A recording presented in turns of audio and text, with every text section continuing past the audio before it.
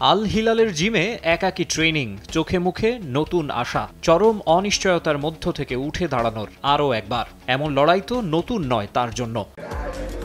ইতিহাসের সবচেয়ে অভাগা ফুটবলারদের তালিকা করলে সেখানে নেইমারকে রাখতেই হবে। একটা সময় যাকে লিওনেল মেসি আর ক্রিস্টিয়ানো রোনালদোর কাতারে রাখা হতো, ক্যারিয়ারের শেষ ভাগে তারই সঙ্গী একরাশ হতাশা। আন্তর্জাতিক আর ক্লাব সব মিলিয়েই প্রত্যাশার ধারে কাছে পৌঁছাতে পারেননি। ব্রাজিলের হয়ে 2016 অলিম্পিকে স্বর্ণ আর ক্লাব বার্সেলোনার হয়ে 2014-15 মৌসুমে চ্যাম্পিয়ন্স লিগ জেতা ছাড়া উল্লেখযোগ্য অর্জন নেই তার। আর ব্রাজিলিয়ান তারকার এমন পরিণতির জন্য সবচেয়ে বড় কারণ ইনজুরি।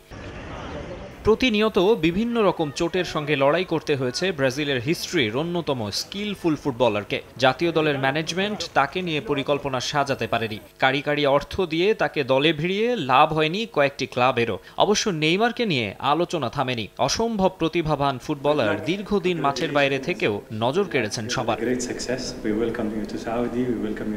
সবশেষ 2023 সালের অক্টোবরে উরুগুয়ের বিপক্ষে ফিফা বিশ্বকাপ বাছাইয়ের ম্যাচে লিগামেন্টের গুরুতর ইনজুরিতে পড়েন নেইমার। ওই এসিএল ইনজুরির কারণেই গেল প্রায় 1 বছর মাঠের বাইরে ব্রাজিলিয়ান তারকা। সবশেষ 2 মেগা ইভেন্টেই তার কাছ থেকে সেভাবে সার্ভিস পায়নি সেলেসাওরা। 2022 বিশ্বকাপের সব ম্যাচে খেলতে পারেননি, এবছর কোপা আমেরিকাতেও ছিলেন না।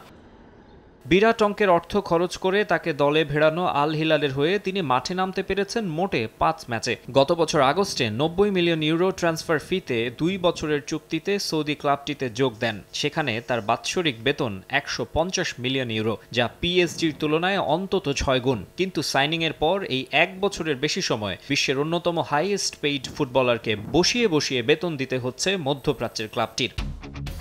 তবে এই আস্থার প্রতিদান দিতে মরিয়া নেইমার, তাই ম্যাচ ফিটনেস ফিরে পেতে কঠোর পরিশ্রম করে যাচ্ছেন। শোনা যাচ্ছে তাকে মাঠে দেখতে আর বেশি দিন অপেক্ষা করতে হবে না ভক্তদের। মেডিকেল টিম থেকে জানানো হয়েছে রিকভারির ফাইনাল স্টেজে আছেন নেইমার। বছর শেষ হওয়ার আগেই ম্যাচ খেলতে রেডি হয়ে উঠবেন।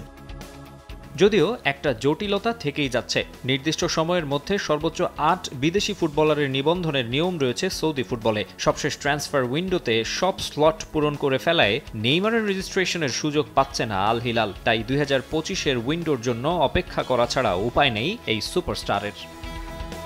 মাকসুম আলম খান, সময় সংবাদ।